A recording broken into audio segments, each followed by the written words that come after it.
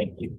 And for today's speakers, we have Dan Foster. He's American Indian, was raised and born in the West.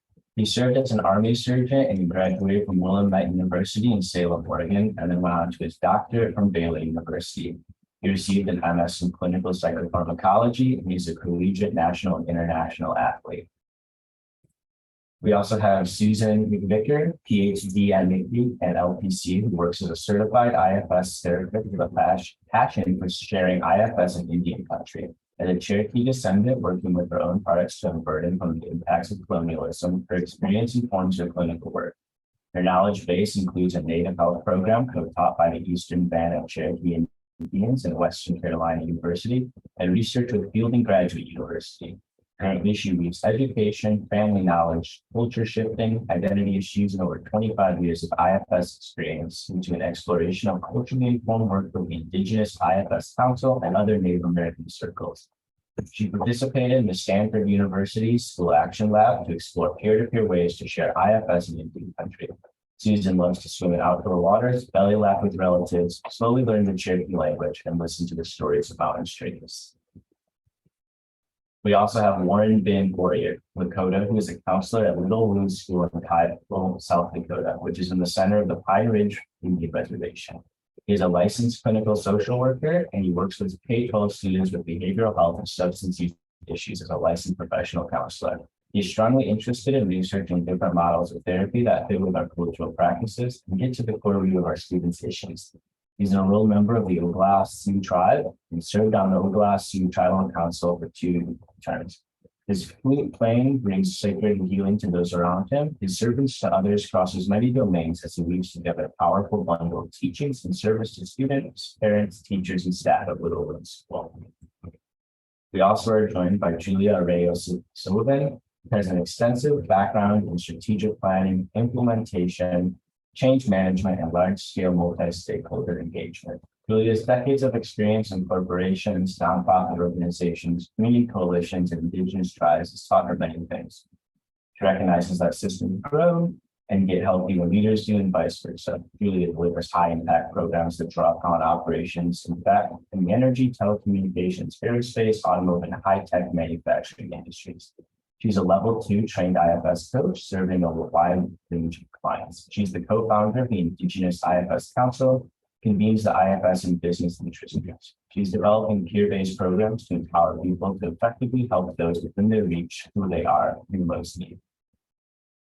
Julia was one of the first Latinas to earn an MBA from the Stanford Graduate School of Business and currently serves on the GSB Alumni Association Board. She's the co-founder of GSB Allies for Equity and an alumni by a group of social activists doing equity and inclusion work across multiple domains. Julia enjoys walking around a lake, taking nature photos to immerse herself in the beauty of all around us. She and her husband, Chris, have successfully raised a blended family of 7 children and delight their grandchildren. And last but not least is Yahweh Bone, Eastern Band Lakota and Cherokee. Mr. Yahweh Bone holds a bachelor's degree in psychology and interdisciplinary minor in Cherokee studies. He's currently practicing as a qualified mental health professional working with the community of the Eastern Band of Cherokee Indians. He's held other job titles as well, such as child care worker, cultural coordinator, targeting case manager, and storyteller. Yahweh is a member with the lineage from the Lakota Nation and Kanakimai, Hawaiian ancestry. Yahweh is the youngest storyteller in his tribe in 6 generations. And I will then invite our presenters to throw their own slides up there and begin the presentation as well. Thank you so much, Parker. Welcome everyone from wherever you are. We are just delighted and excited that you chose to be with us at this moment today. So first, since I can't see the whole screen, I'd like to ask if Keawe, Bim, and or Dan are here.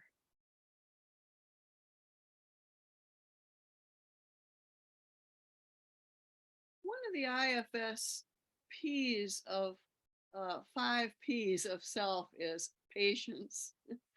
So just to start us out today, we might be aware of what happens when we're asked for patience in waiting for some music to come online, or patience while somebody turns up their volume. And that's just a way of becoming aware of parts of ourselves. Susan, I can play some flute music if I stop sharing the slides. I can't do them both. Okay. Thanks for letting me know, Julia. Let's skip the flute music for now. Maybe Okay. there'll be another place for it. Okay. Okay. All right. Thank you. All right. So this is webinar number 3 about internal family systems. It is an evidence-based practice. And today we're going to just be with, as well as look at some considerations of the language as it's used in the IFS community.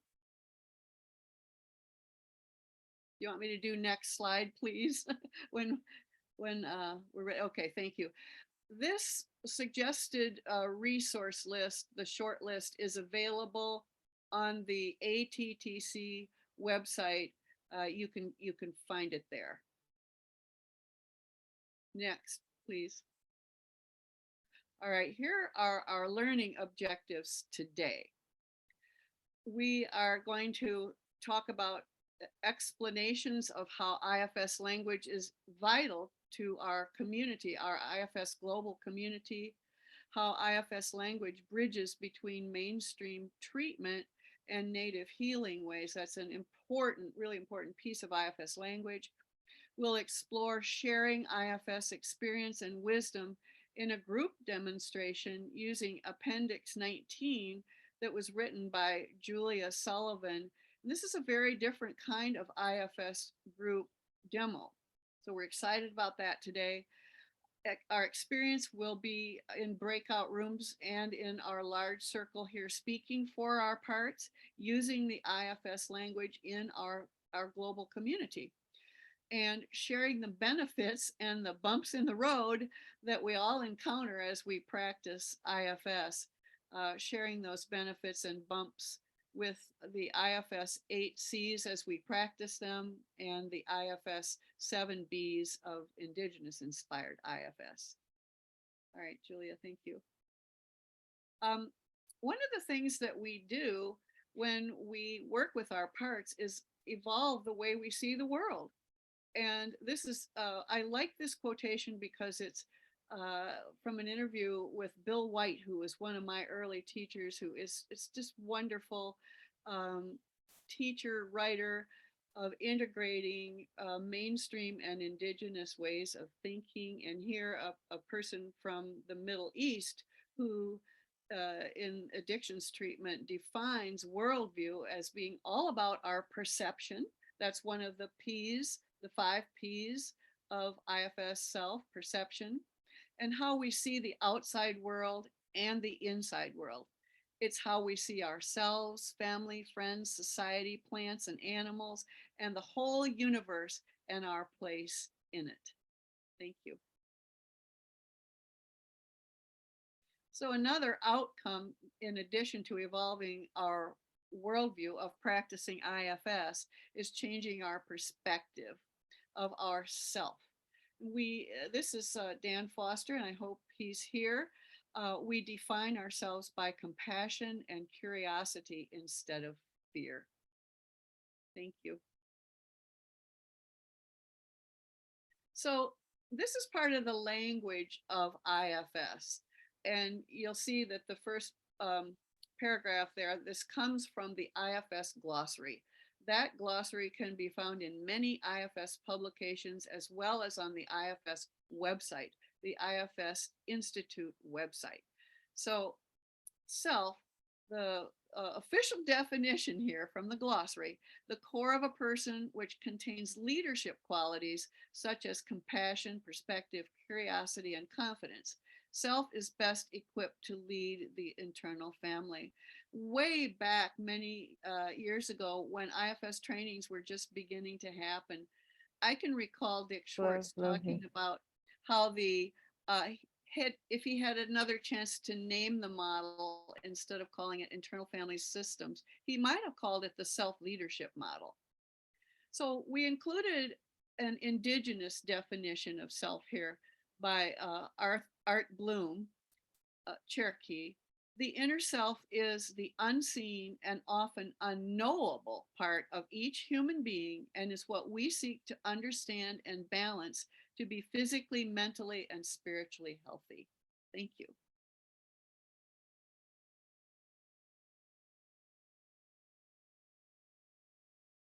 So I just mentioned the self-leadership model. Um, and in that glossary is also a definition of self-leadership. Leadership characterized by compassion, calmness, curiosity, confidence, courage, creativity, and connectedness. And you'll find that we repeat these words that start with C, the 8 C's of self, because they are a great lens with which to understand what's going on in a relationship. And that might be in a relationship with our inner relatives or our parts, or relationship with a situation or other people. And if we're feeling any of these 8 C's or a combination of them to a good degree, we know that we have a lot of self energy, which will give us a lot of self leadership. Thank you.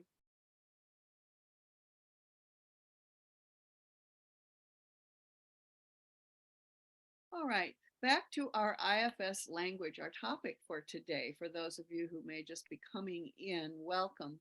We are, first of all, engaging in a language of the heart. When we go inside and we open to compassionate witness, and we're more aware of doing this through some of the IFS language, we engage in connecting heart to heart with each other. This is an empowering language because it's heart to heart, because it enables to get clear on what is our self, what is our wise self leadership, and what is a burden, where are our burdens, so that when we get blended, another IFS glossary term, blended, when we get blended with those burdens, we still know that our core self or center is available. It's also, the IFS language is also adaptable. We can use the word center or Buddha nature or Christ light or many other terms that manifest those 8 C's of self and the 5 P's of self, and are about the essence of our core self. I say that it's adaptable because sometimes people trip over what's in the IFS glossary. And if that happens, what in the IFS training, we are taught to just drop the IFS language and use the language that the person who is seeking our help is comfortable with.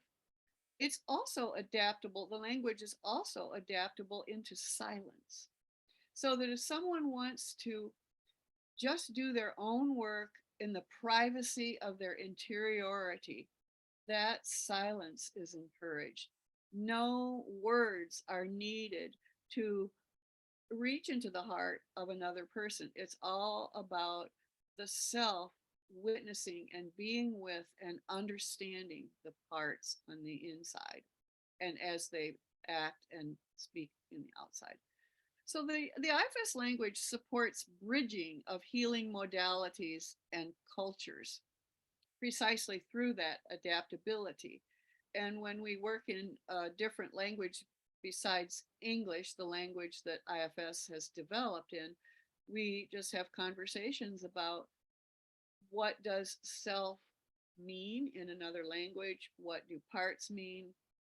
For me, I like the term inner relatives because that fits so well with the kinship worldview cultures or indigenous cultures where relationship is what it's all about and we're all relatives. So then it moves to even a meta level beyond treatment modalities or healing modalities and cultures into supporting bridging worldviews.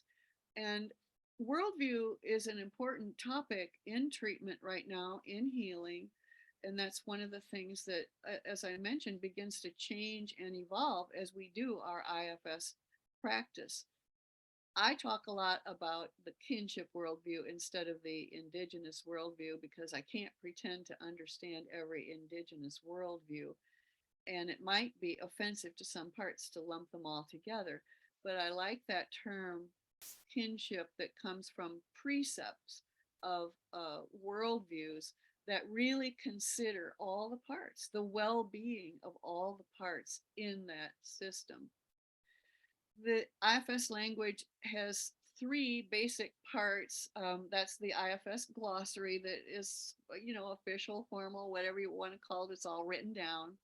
And then there is a common lexicon that those of us who hang out together and work together in the IFS community all know what we mean when we say, let's go inside, or what's another one?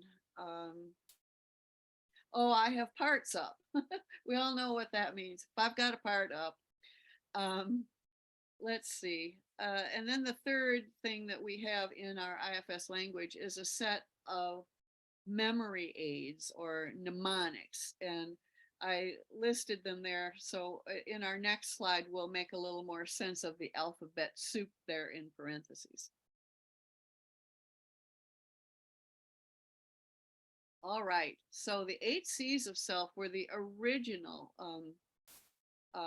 mnemonic that Dick Schwartz developed. And you can find these things online. I'm not going to spend a lot of time here. I just want you to know what they are. If you Google 8 C's of self, you will find more than you can read in 10 minutes. Same with the 7 B's of self will pop up. This is the newest, and it's so that we can bridge the worldviews, the indigenous worldviews and the indigenous cultures with where IFS has begun and developed, and just understand a little bit about the life ways and what is important in indigenous or kinship worldview. The 6 F's are like a map for how to connect with the part. Those will pop up online. And the 5 P's are for practitioners. We hear a lot about presence these days in any modality. So yeah, that's there for the looking up too. Thank you, Julia.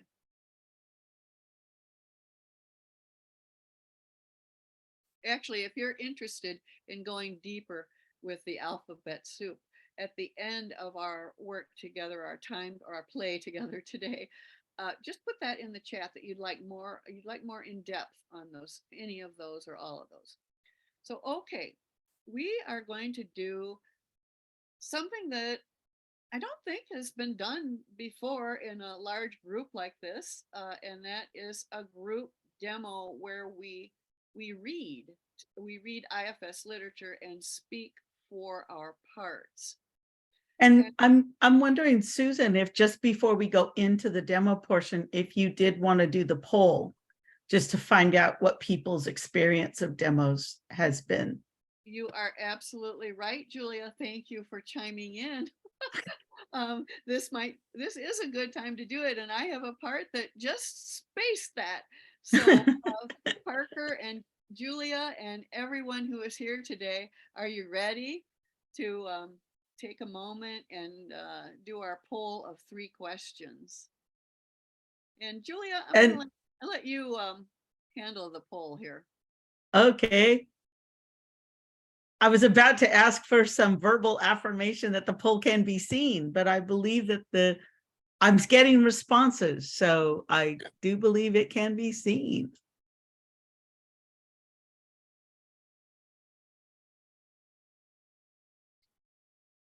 So let's see, we'll take another few minutes or so.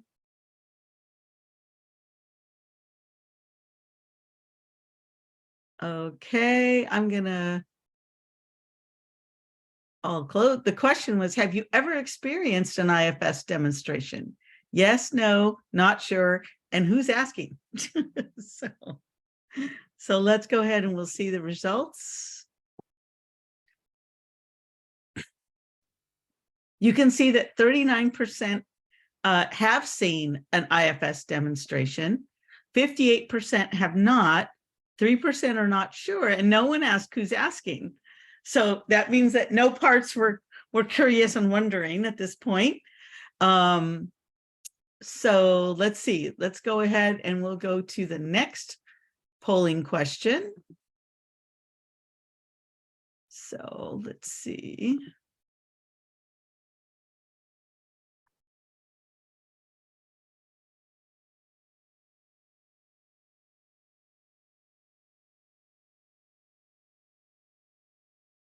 Okay, hang on one second.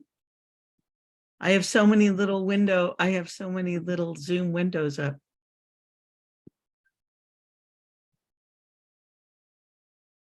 Another opportunity Yeah, for right. this patience. Okay, let's see. Oh, there it is. Okay. Here's the second question.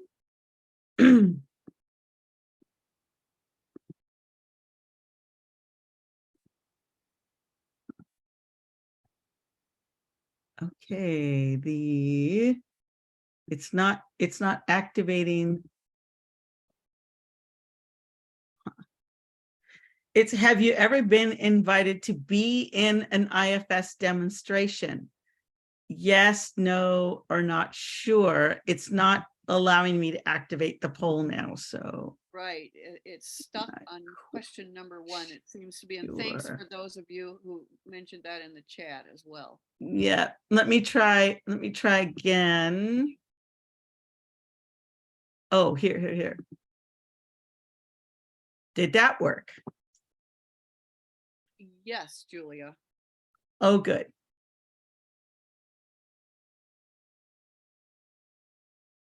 And I also want to add that this is going to be, as Susan already mentioned, a very different kind of a demo, and that it's going to be a collective experience. So normally for those of us who have seen IFS demos, it starts off with a very individual experience, and we decided to do a collective. Okay. And you can see that 19% said yes, they've been invited to be in an IFS demo. 81% said no, and then no one was not sure. Okay.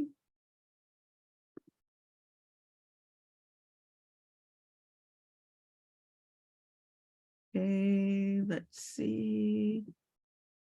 We'll go back.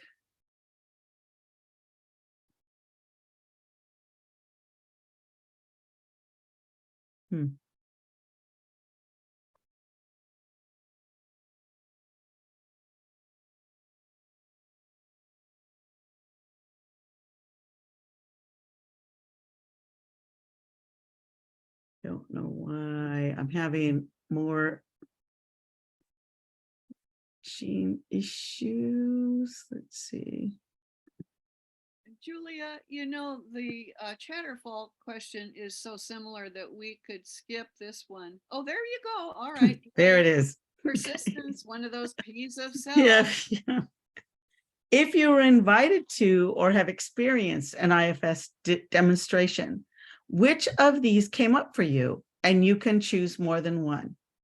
And if you can recognize, these are the 8 C's, and you might have also had other things come up for you, and then we just put so NA or none of the above.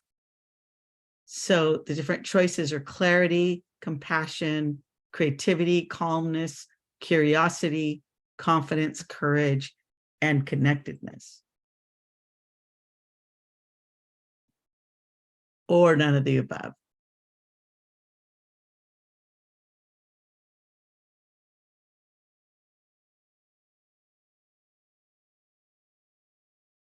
Okay. And can you see now the results? Yes. Okay. So we'll see curiosity and compassion are in the lead. And well, obviously none of the above is also high there, and connectedness. Truly getting a chance to hear from a person's inner system, allowing people to speak for their parts really does build connection between people, but it also does bring a lot of other parts up. And so those we'll explore as we proceed through our collective demonstration here. Okay, so I'll turn it back to you. All right, thank you, Julia. And thank you for your persistence in getting all 3 questions. So now I'd like us to just take a moment and slow down for a Chatterfall, and just a word on that. That's stay still at the gate until go is said, and then we'll all see in the chat what others are responding to the question. And our question, if someone will actually put it in the chat, please, and get the chat so that we can, everybody get your chat so you can see it. Our Chatterfall question, don't write it, don't press send it yet, just write for 30 seconds here. The question is, what is coming up for you right now in anticipation of experiencing an IFS demonstration?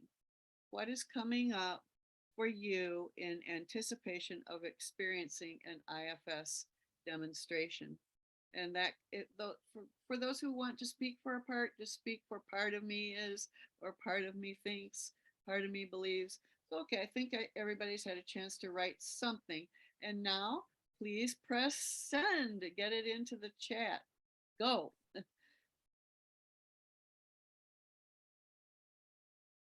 Okay, I see curiosity, couple times, anxious, nervous, curious, feeling connected. And I see Keave has joined our circle. Welcome, Keave. Glad you're here.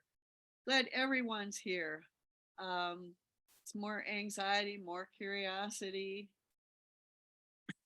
Part is into being the educator. Great.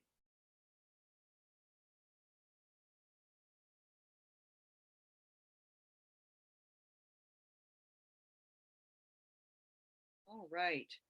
Thank you for all those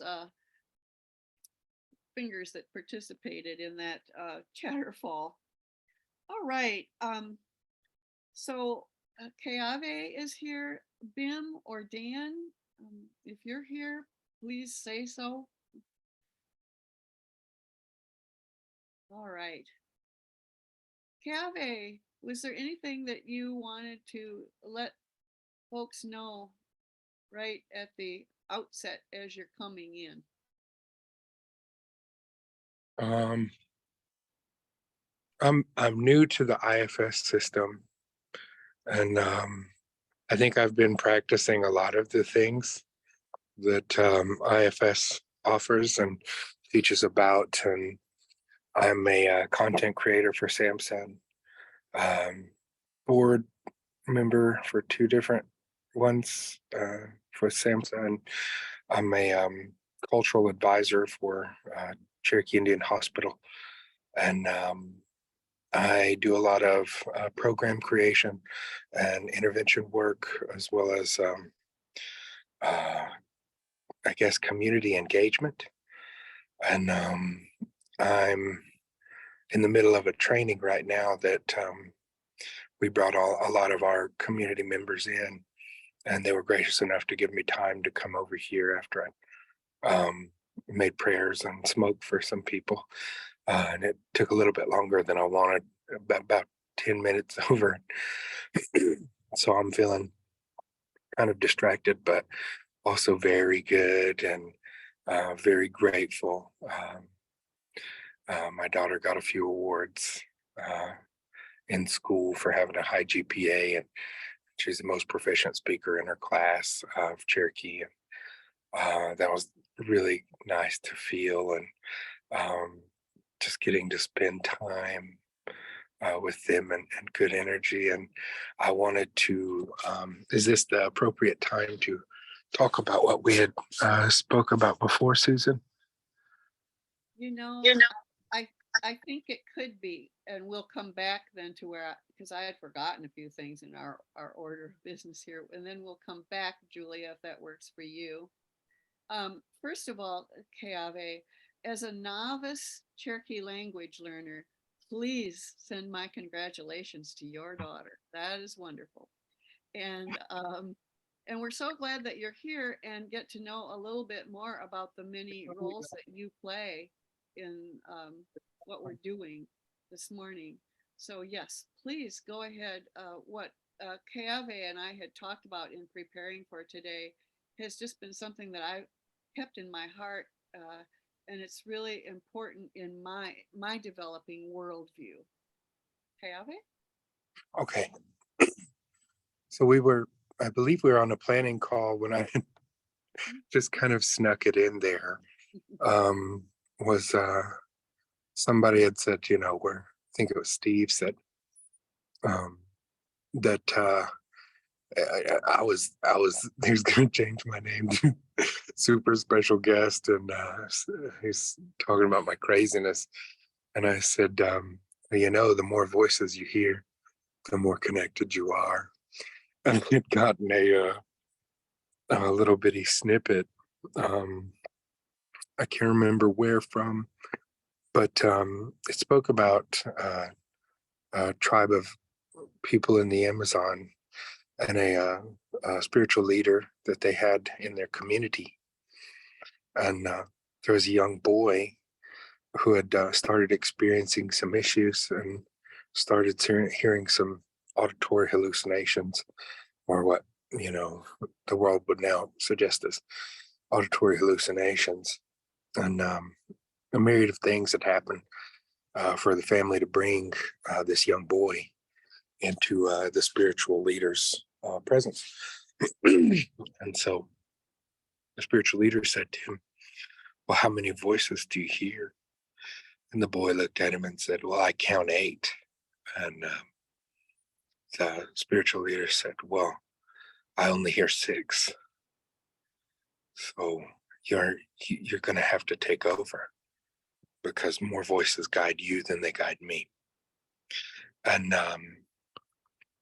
that was being put into reference and into play because of the two dynamic ways that we view treatment.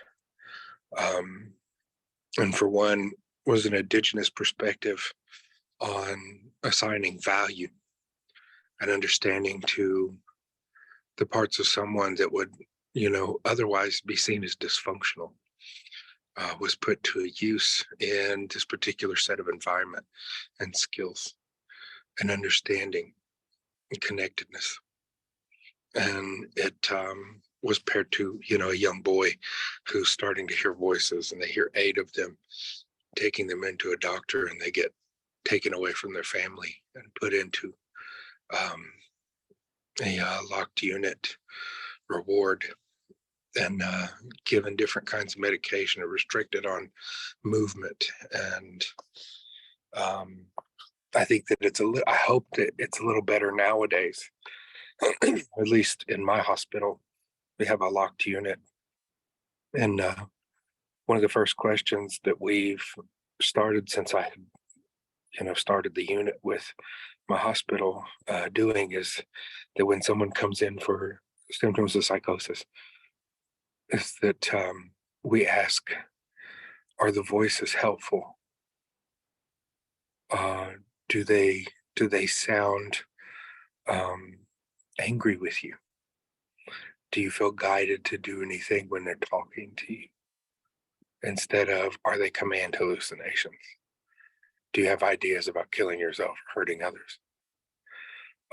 It's a different way to reframe what someone is experiencing, and not telling them that they're not experiencing it, or that what they're experiencing isn't real, or because that kind of separation from internal dialogue and internal understanding can separate oneself from being a part from a process that's already continually happening in some cases, can be more difficult to fix than a problem of hallucination, of auditory concerns,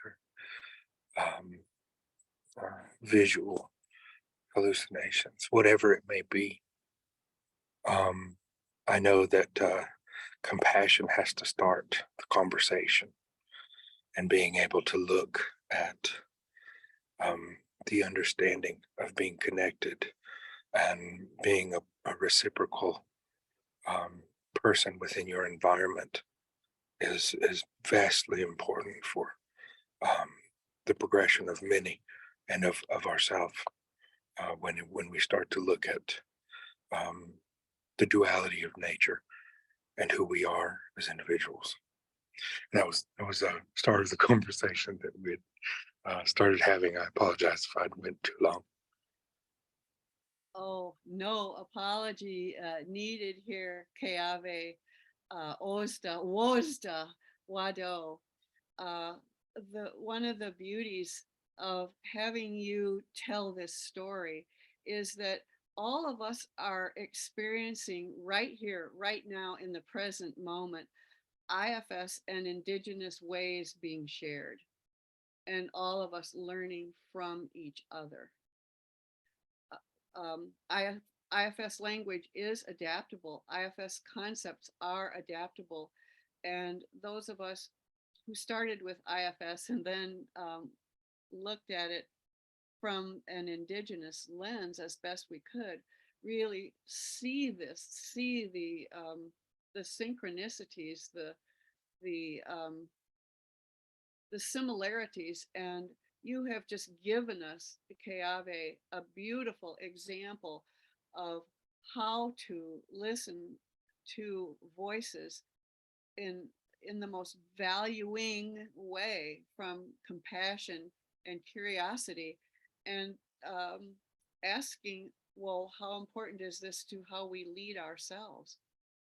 So, Wado. Julia, where would you like to begin now as we return? Or, I'm thinking We maybe could- this might be a good time if to just take 2 or 3 comments if anyone has anything they want to say about voices, parts, inner relatives, leadership, how to meet those, how to listen to those voices, if anyone wants to take this opportunity. Rachel, I see your hand up. I really appreciate Keave's story and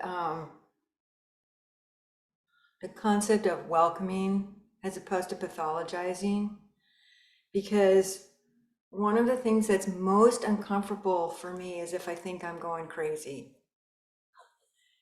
It's really disconcerting and frightening, and it blocks my ability to shine and to be proactive and do what I care about doing if I think there's something wrong with my brain.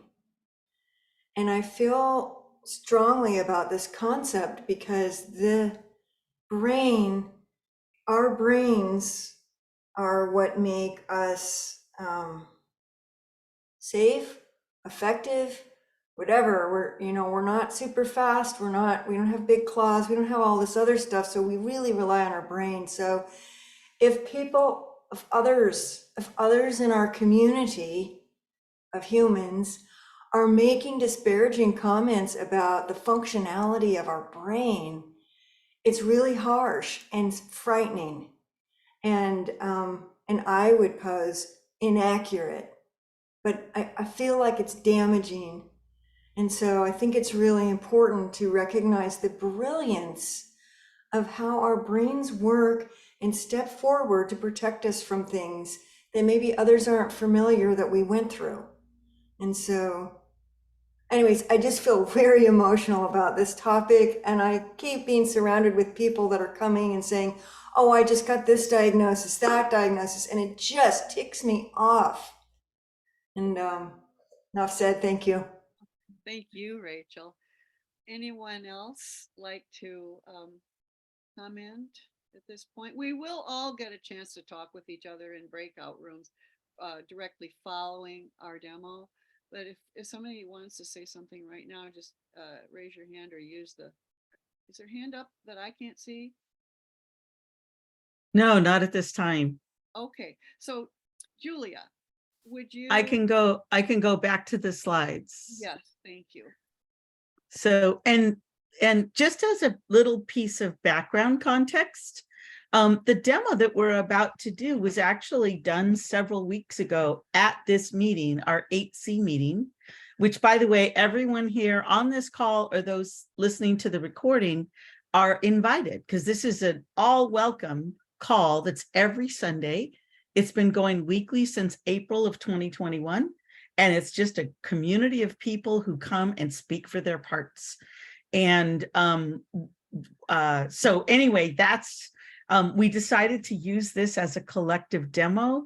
And let me go to the next slide. Do you want to continue, Susan, or? Yeah, thank you, Julia. This is just a visual reminder to when we approach any kind of demonstration, to just open a comfortable space and sometimes a few breaths, taking a moment to slow and remind ourselves that all of our parts are welcome and that we are going to issue an invitation here for volunteers to create an inner circle so that it goes smoothly for who reads what paragraph of our IFS literature that Julia wrote. And also, as we take that compassionate witness role, those of us in the larger circle, the outer circle, who are witnessing what's being read, what's being said, and noticing what parts are speaking to us or giving us sensations in our bodies or flashing us to memories or whatever, that we will have a chance to speak for those parts with each other after the demonstration in a breakout room. We'll be able to really speak together about what has heart and meaning about what we've heard and experienced. So yeah, let's proceed. For those who are new to IFS, speaking for parts allows that self energy to come through. All of that compassion and calm and curiosity to speak for even something that's difficult. And that's what is being offered rather than the difficulty. We offer the content of the difficulty, the anger, the jealousy, the fear, and we speak for it, but we do that with presence and patience and maybe even a little playfulness that helps our listener receive the content of the message. So that's what we mean, and it is a practice.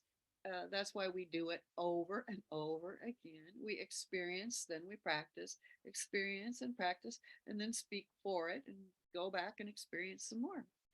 And as we do this, it's a way, especially that I like, that we decolonize ourselves, because with that presence and awareness and curiosity, we begin to look at our belief systems and we help each other, or we notice ourselves where we've got colonized, burdened thinking going on or actions.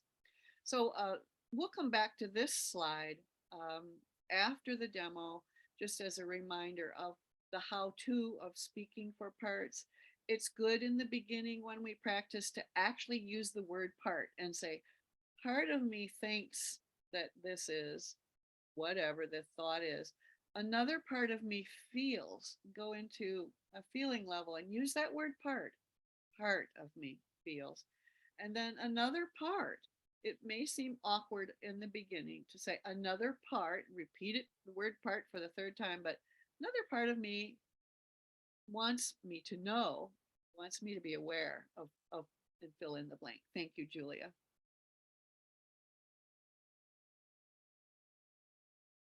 All right, so Appendix 19, authored by our Julia Sullivan, as a great description of IFS. And Julia, do you want to say a word about how this was written with Alaskan tribal members, and just a word about your process writing it? Yep, it was they Intergenerational Arctic Ministries reached out and was interested in a 12-step program that really highlighted their Inupiaq values. And so we're incorporating Inupiaq language and words and cultural practices, and have basically associated them with each of the 12 steps. And then we also decided to weave IFS into this whole experience, partly to mitigate what can become for some people a shaming. Some people experience the steps as shaming. And so we felt that if we introduce this whole notion of parts into this 12-step process, that it would mitigate some of the shame that can bubble up if people are using that lens when they're doing their 12-step recovery. And so we realized that aside from the elders who had spent 2 years talking about IFS and learning about what IFS is about, the participants who are now coming into the program and the tribal members who are now being trained to lead it and take it forward, that they didn't know IFS. And so as part of a manual that we're using, it is the 19th appendix in this manual. We decided to write something that just is about IFS. So this was written to Indigenous people with the intention of introducing them to just the basics of IFS. Now, the one thing that I will also say that you'll notice Intergenerational Arctic Ministries, it is a Christian-based 501c3 in the North Slope of Alaska. And we also acknowledge at the start of this that the Indigenous community has different viewpoints about Christianity as a faith modality. There are some people who have adopted it and practice it, and other people who feel that, based on the intergenerational trauma associated with that, they are rejecting that as a way of practicing their spirituality. So this program is intended to be all-inclusive for people who either practice it or don't. I only say that because if you have parts coming up about that, or if in the couple mentions in the content, the reason why we mention it is because Intergenerational Arctic Ministries is a Christian 501c3. So it had to be addressed at some level. But so anyway, that's about it. We're in now our third offering of the 12-step program, and we're about to continue, anyway, starting it up again. So. Thank you, Julia. Wonderful sharing that you're doing with this work, life-giving work. Thank you for telling us a little bit about the details of it. So as we're settling in here in our role as compassionate witnesses, Julia, did you find some volunteers? I know you were going to do that behind the scenes a little bit. Do we have enough people? We have 2 lined up so far, but I would suggest that maybe we could start with Rachel, Richard, and then Keave, and then let people raise their hands, and we could just take people in the order of hands raised. Okay.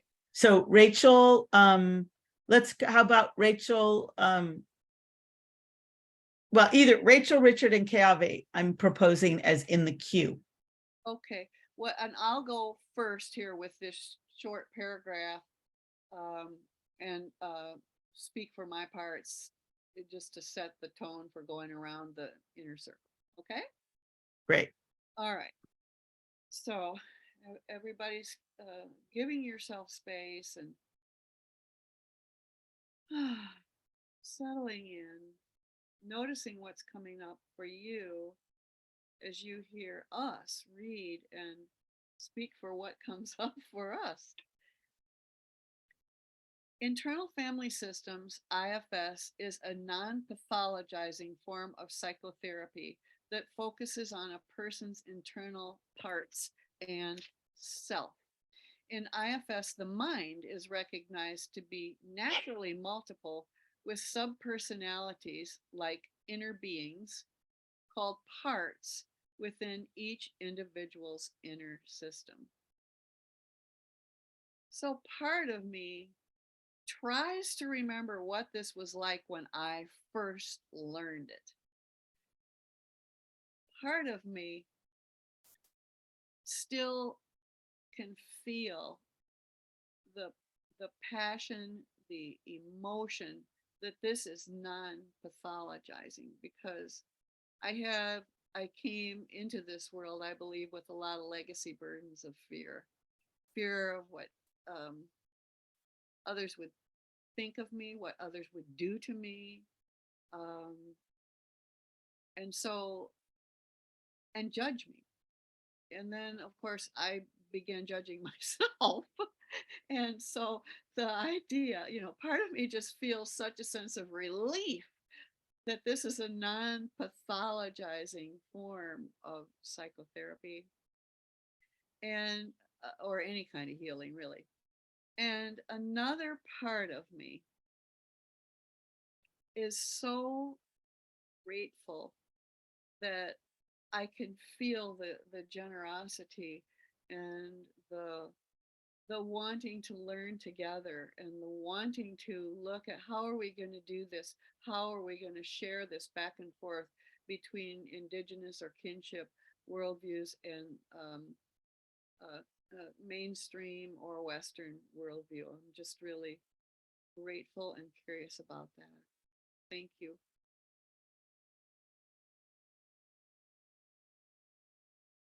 So Julia, I'm going to let you cue people as to when they're going to read.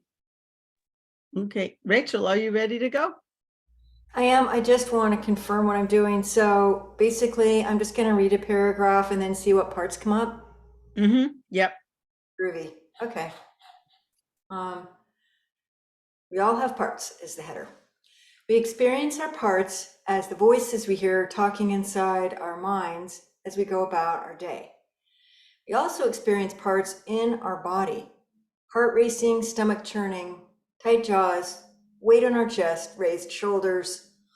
All of these are indicators that part inside of us senses something that they want us to know. Parts always have our best interests in mind. And even when our parts act in extreme ways, drinking, raging, isolating, their heart is in the right place. Their, air quotes, acting out is often what they feel they need to do to get our attention. However, given how extreme they can act sometimes, our instinct is to push them away. We seek distance from them or ask them to calm down and behave. When our parts are told to calm down, their reaction is usually to escalate or resentfully wait for the next chance to do even more to get our attention. Cool. Okay, so what is coming up for me when I read this is that this part, we seek to distance from them. Who is seeking to distance from them? Another part that's worried that this part is such a loser that if it allows her to keep going, all hell's gonna break loose. So it can be difficult for me when a very uncomfortable feeling is coming on, and all I want to do is get away from that. To recognize that all I want to do part is afraid of the feeling. And so I'll go eat some ice cream or get busy or these things. And meanwhile, the part that needs to get heard is being ignored. So, so it's really helpful for me to do my best to make a little bit of space for some self energy in there. And I'll just say a few more things and close because we need to move on, I know. But I do things like I've got like a baby mobile hanging over my bed to remind me of the infant experience that I had. I have a necklace that I wear as a reminder of how much I love the 9-year-old. I have 2 little stuffed animals on my bed, you know, I have to do. So actually, the stuffed animals are more the 9-year-old, and the necklace is more the 12-year-old who went through trauma. But I just have reminders around the house that are physical to help me remember that I have parts that need a lot of love and attention. Thanks for letting me share. And Richard, would you be willing to take this slide? Sure. Let me comment on one part that was activated during Rachel's slide, and that is the reaction is we hear voices. I don't hear voices, and so when I hear that, my part says, "What's wrong with me that I don't hear voices? Why is this so easy for some people and so difficult for me? And what's wrong with me?" And my experience with parts is a presence. There's a knowing that occurs, and it's not a mental or a physical, but it's a knowing that comes from deep down within inside. So that was my learning about parts work. So I'll read this paragraph. In IFS, we learn to turn toward instead of turn away from our parts. When we sense them being activated, we become curious and attentive. When we listen respectfully to what our parts want to say to us, they learn to trust us over time. We extend compassion toward them for the hurts they carry. We become curious about their opinions and beliefs. When we listen to the story of how they came to be the way they are, their extreme behavior begins to make sense. We come to see a wisdom in their perspective, gained through the trauma or life experiences they have. This wisdom helps us build healthier relationships and face life's challenges courageously. I have a part that is afraid to turn forward. I have a part of me says or communicates to me that it is better to run than to face. And I feel that part presence usually when I have to make a difficult decision or when I have to go deeper into a particular issue. This paragraph also brings me to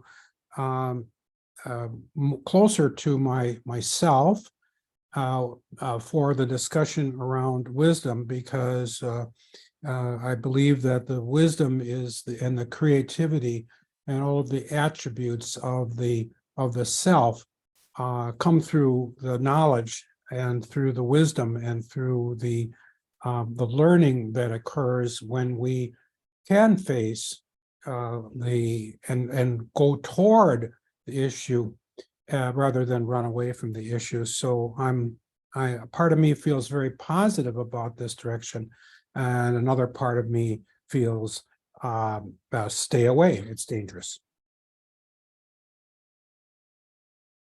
Thank you, Richard. And Keave, would you be willing to take the next slide? Yes, ma'am. Can everyone hear me? Okay. Our self is the one turning toward. It is the self within us who is naturally curious and compassionate towards our parts.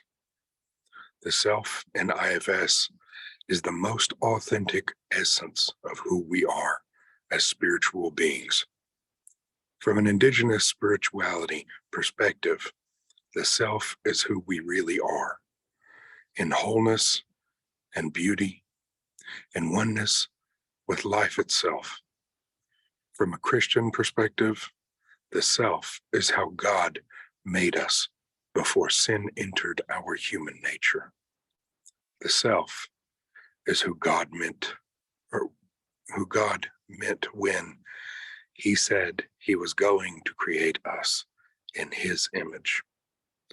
This self is referred to in Genesis 1:27 and is known as imago Dei, yeah, imago Dei. So what's coming up for me is that, and it may not be what everyone else may have come up for them. One of my parts is saying, my part knows itself and doesn't know, just one second. One of my parts knows that it is intrinsically itself and does not need a roadmap or does not need further inference of an outside perspective. And another part says, but instruction has come from outside means, that your behavior was learned. And another part of me is that all of us are connected within a system that is far greater than us, and that we all own a piece of this. And to be true to oneself is to be true to your environment, your nature, your purpose, and your relative understanding of your parts, to gain access to a higher level of understanding of being whole in the beauty of oneness, life itself. So I guess that part of me is saying that my DNA was created in the sequence of a pattern of creation. And with that being said, I am part of my environment, and the environment is part of me. And if I am reciprocal, then I will take good things from my environment and I will give good things back to my environment, because those pieces of myself are working in tandem or working on a different piece. And I am more complex than what can be seen or lightly understood from one aspect of myself. Thank you, Keawe. And what is the self in IFS? And I'd like to ask anyone who's willing to read, if you would be willing to raise your digital hand, and then I'll just call on you in the order that the hands appear. But since there are no hands, I'm going to jump out there and ask if Dana, since I see your camera's on, would you be willing to read this slide and comment? Yes, thank you. What is the self in IFS? In IFS, the self is seen as whole. It is an indestructible inner spiritual energy that is not diminished in the face of the burdens we acquire through our own lives or pass down from the lives of our ancestors, or thrust upon us by the world in general. IFS helps us access self-energy, which is described by the 8 C's of self: clarity, compassion, creativity, calmness, curiosity, confidence, courage, and connectedness. In other words, used to describe the self are spacious, vibrant, buoyant, or transcendent. When we are in self-energy, we interact with others and move in the world in an open, free-flowing state with an inner quiet that experiences life with wonder. I am relatively new to IFS, and I think the biggest gift that I've gotten is the realization when I'm in self and when I'm not in self. And to be able to have that curiosity to pause and say, whoa, there's a part of me that's really angry right now, or there's a part of me that's really frightened. It's so clear to me with just a basic understanding of IFS when I'm not in self. And it allows me to pause and take note of that and to say, where is this coming from? So I'm very new to this, but I love having that knowledge of being in self, and when I have parts that are coming up that need me to pay attention to. Thank you. Thank you, Dana. Christopher, would you mind reading for us? Sure, I'll do that. Oh, no. Short. This is a short one. Healing with IFS. The goal of IFS is to unburden or restore extreme and wounded parts to their original state. We also build a healthy, a harmonious system of relationships among our parts. We call this being self-led. Oh, self-led. I think that is really powerful. And I'm having a hard time really expressing how powerful I feel that. Because when you start switching to that curiosity and calmness, and that's guiding you instead of the unhealed parts,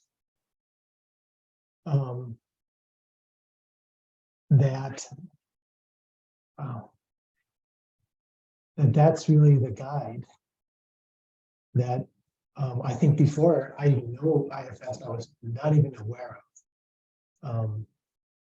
And it's incredibly healing and powerful. I don't know what else to say besides that. I'm pretty new to this too. Thank you, Christopher. Thank you. How about Liesel? Do you like to read this next one? Sure. Indigenous IFS. In the 1990s, Dr. Richard Schwartz developed the IFS model of therapy by humbling himself and learning from the experiences of his clients. The inner worlds they described within themselves reminded him of the family systems he had studied and worked with as a family therapist.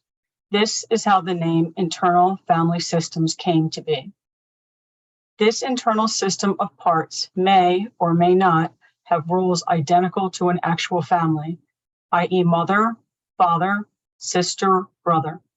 At the same time, these internal systems will often have parts that act as authority figures, vulnerable children, wild teenagers, or bully siblings.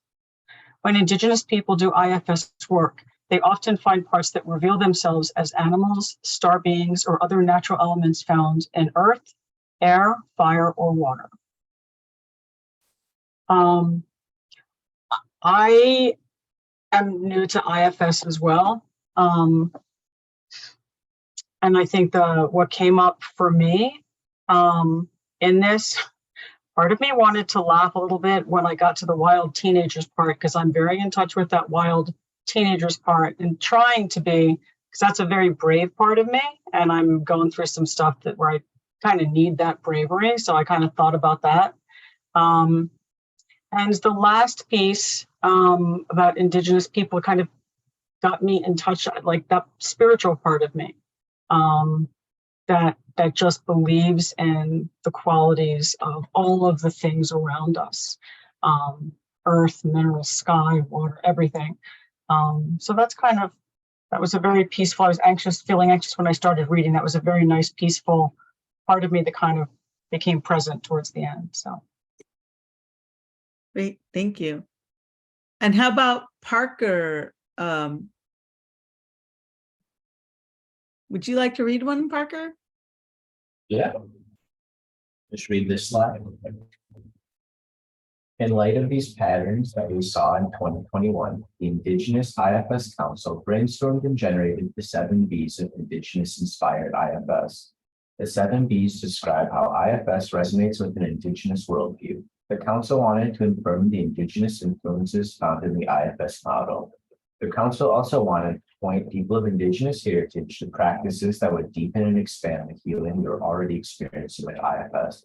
It is taught beyond the scope of this manual to fully explain the IFS model as it is taught to licensed mental health clinicians, just as it would be impossible and inappropriate to even try to explain Indigenous ways in this manual. Walking in the medicine and healing with IFS is a lived experience that unfolds over time, both in nurturing community and by building a trusted relationship with another person who abides in it with their spirit, mind, word, and actions.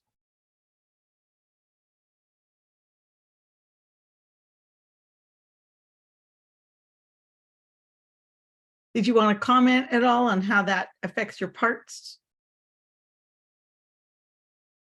Honestly, I don't really know.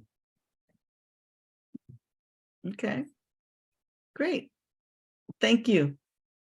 How about left hand? Would you like to read the next slide?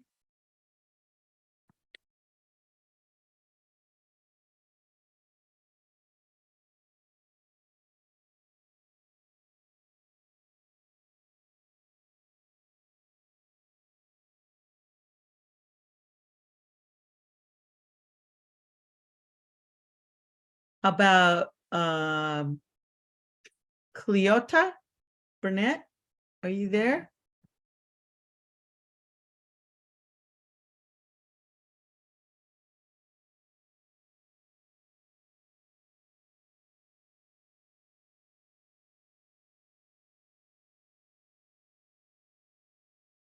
I guess I'll take this slide. The Indigenous IFS Council, hang on a minute, seeks to build IFS community among Indigenous people in a peer-based format. Putting IFS tools directly into the hands of the people will create a vast network of healing agents where they are needed. As more Indigenous clinicians become IFS trained, they can supplement peer-based support. The 12-step and Wellbriety recovery community is a great role model for us. Millions of people around the world are helping their peers get and stay clean and sober. Together, we live happy, joyous, and free without the need for drugs or alcohol. Many supplement our 12-step meeting attendance, step work, and sponsor relationship with therapy as needed.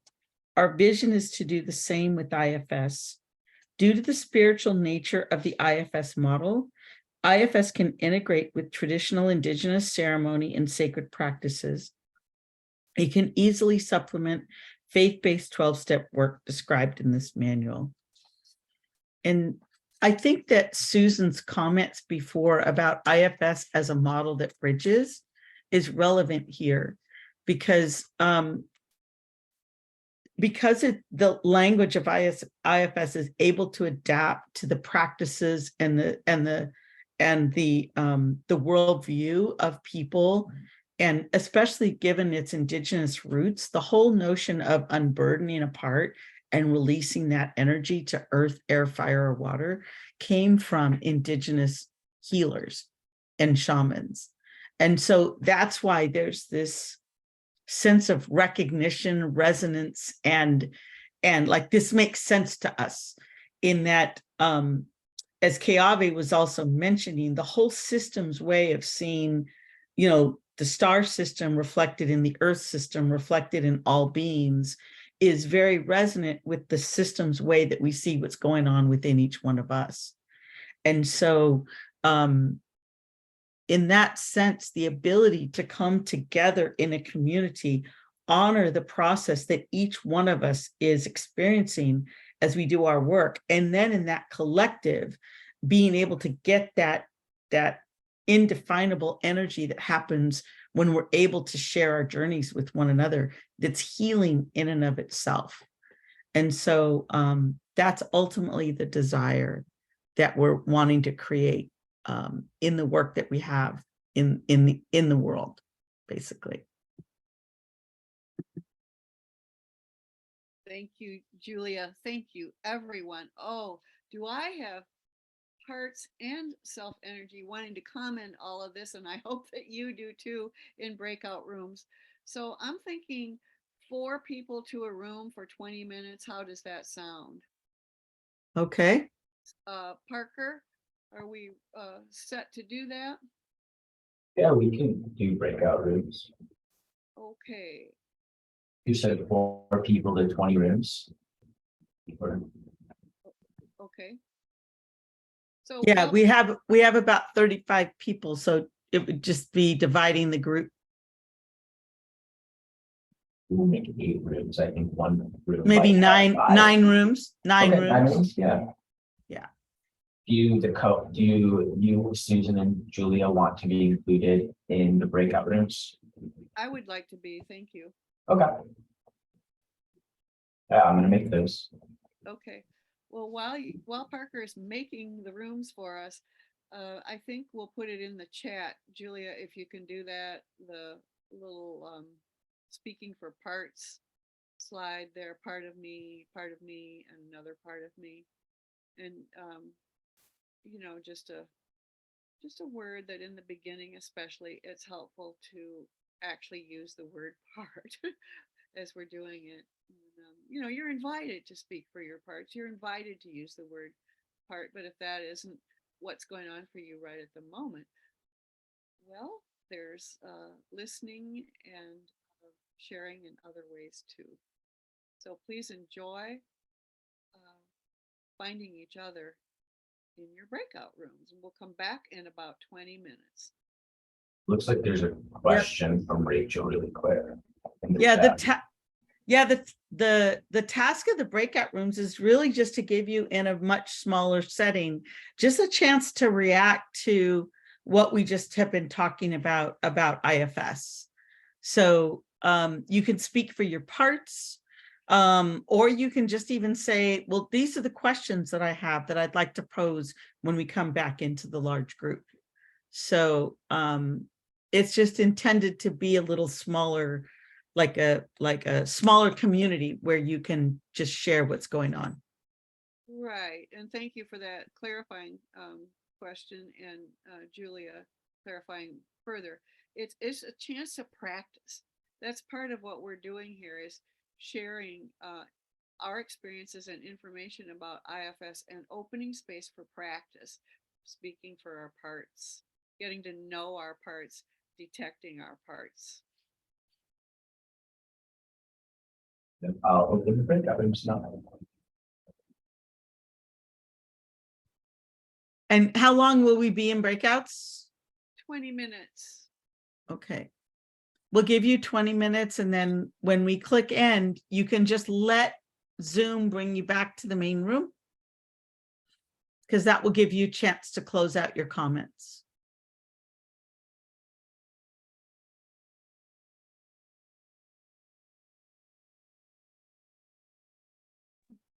Julia, it seems like there is time to do the Chatterfall, and then we can do Q&A and comments before asking for final input. How does that sound? Sounds great. All right. So just as Could I ask a question here? yes. It came up in our small group, and we did this last time or the time before. How many people are of native descent? participating today? Is it possible to squeeze that in? Well, I think we could. How would you suggest that we do that? Well, I'll ask the webmaster, Julia, to figure that out. I don't think, Are you suggesting that we do a poll? just yes or no kind of question. Well, we would invite people if they feel comfortable Yes, in right. saying, and maybe naming their tribe or their tribal affiliation. Don't even need that. Don't even need that. Just yes or no. Oh, okay. Do you want me to make a poll, Parker, or do you want to make a poll? I was trying to make the poll, honestly. Okay, Wait, I found that I can do it. okay. Yeah, thank you, Richard. Polls and Chatterfall are both good. So we will do the Chatterfall after this requested poll. And remember, any invitation is given by your comfort level. You're invited, you don't have to do it.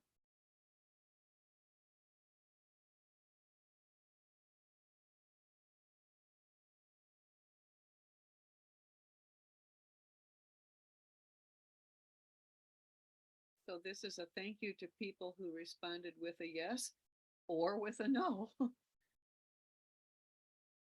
And thanks for putting it together so quickly. Wow, 50-50.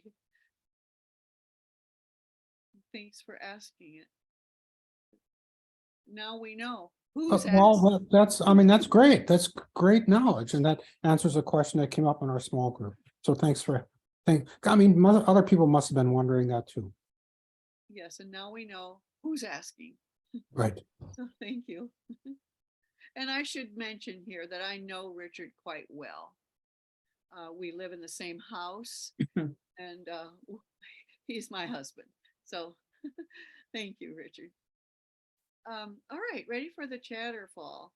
And you remember about a Chatterfall to just slow down, write whatever you're going to put in the chat. And then when I say go, we'll all see it together. And for this Chatterfall, it's what bubbled up within you when hearing the words that were read from Appendix 19 in our demo, hearing the words that were read and spoken. What bubbled up in you during the demo, hearing the words that were read and spoken? If you want to take just 30 seconds to type in a response, and then we'll all see it. Ready, set, send it to the Chatterfall, please. Thank you. Julia, you want to read some of them? Sure, we're hearing connection. I enjoy hearing people's personal experience, healing. How can I access that document because it was powerful? So we will be sharing the slides. Oh, by the way, I should probably say that I will be putting both a PDF of the Appendix 19 in the chat box, as well as the slide deck in the chat box. So right after the Chatterfall, I will do that. I was wanting to wait for more people to enter the Zoom, and then I forgot to put it in. Thank you, Julia. So, thank you. a lot of connection, empowerment, affirmation, comfort. So there's the slides. All you have to do is go to the chat box and you can click on that file, and then it'll go right into your laptop. And then there's also a PDF of Appendix 19, which also has more resources for you. So just click on it in the chat and then you'll get it. And it will also be put on the University of Iowa website, I believe, that all the participants will get. Julia, thank you so much for your generosity and taking the time and effort to author Appendix 19 and then to share it with everybody. Much appreciated. There's also an important comment about Native identity. I always say, Sarah says, I always say no because I'm not a tribal member. However, I am the descendant of a Choctaw and Creek Native American tribes, as indicated by ancestry recorded on the Dawes rolls. So there are many of us who have indigenous heritage and might have been raised in a non-indigenous environment. And so we want to honor all of the identities that come and all of those who are seeking a deeper connection with Yes. that worldview, as Susan said. Yes, and I'm so appreciative that you caught that. I sure don't always catch what's in the chat. And Sarah, that you said that, because we have many parts that come from this kind of situation with, I sometimes call them blood quantum burdens, and that are so related to our core identity. And I really appreciate you bringing that up. So it's just always very confusing because I don't know what's appropriate to mention. And it feels like you're always allowed to say, oh, I'm Irish and Scottish and French and also indigenous and also have slave ancestry and, but those, because those are protected classes, you feel this hesitancy, and yet it's part of me and is seen in my face and is not, but is not how I was raised. And so I always, as a DEI coordinator, I'm hesitant to say, this is also part of me that I'm interested in and want to know more about, just like I would want to know more about my Irish ancestry, and so I appreciate just being allowed to actually be a whole person, because some of my parts have never been spoken and required me searching, what is it that I'm feeling? Who am I? Right. Thank you so much. It has taken me years, and sometimes fear or concern still comes up. There are places in the external environment where it doesn't feel very safe to some of my parts to say, I am a descendant, a Cherokee descendant. Yeah. And yet it's been so important to hear the parts and claim my parts and to do my ancestral work. So thank you so much for sharing that, Sarah. Thank you for making it safe.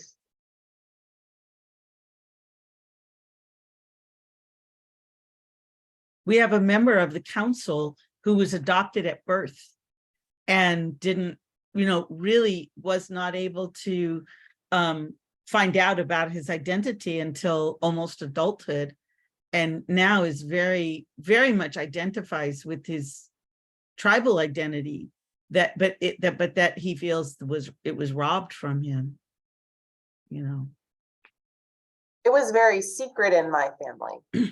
There was a story that my great grandmother was sent to a convent to get her away from my great grandfather because he was indigenous, and so we didn't talk about it, except for that there was mention that she had been sent away, and these drawings that she had given me as a young girl were from her time when she was in the convent, separated from her love, who she ended up marrying, but against her family's consent. So that was the only mention of it. And then I found her journal writings during her time in the convent and did a little more research about what that actually meant, because the family tree was blank on his side. So doing that research was really interesting for me as a grown woman, when my children started asking,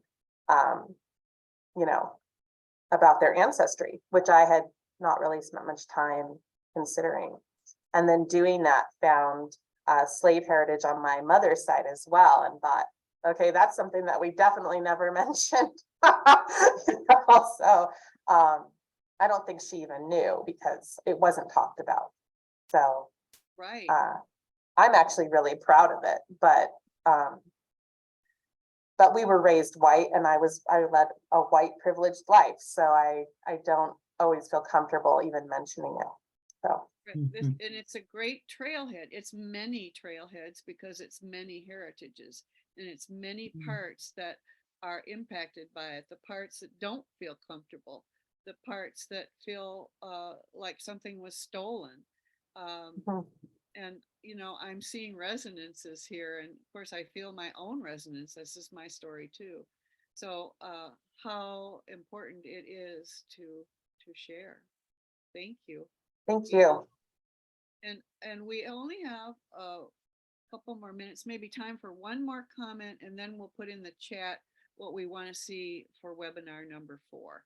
Is there one more person who'd like to raise their hand here or not? Oh, Susan, Yes. was you Kayab? wanting kind of like not an invocation because it's the end, but would you like prayer offered up? Yes, I would just really appreciate a blessing on our way, a prayer, Kayave. This is one of, Okay. I'll speak for a part. I love the practice of praying when we gather and praying on our ways, but I have a part that forgot. And so thank you for bringing it back to us. Let's just take one moment to put in the chat what you would like to see next time, and then Keave, we will end with your prayer.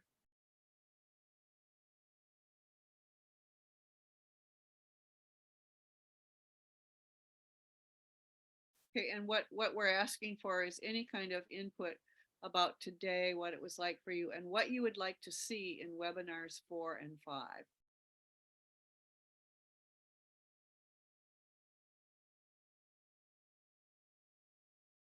And you'd like that written in the chat, correct, Susan? Correct. Thank you, Julia.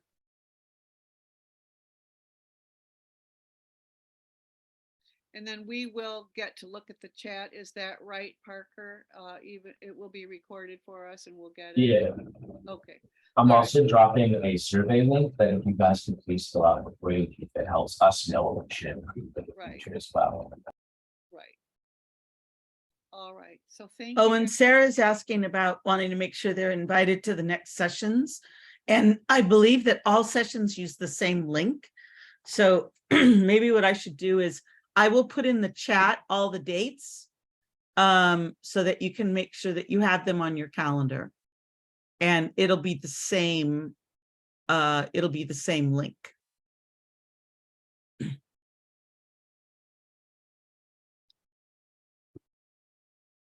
Thank you, Julia. So thank you, everyone, for showing up, for participating, for offering your compassionate witness as we spoke for our parts around Appendix 19.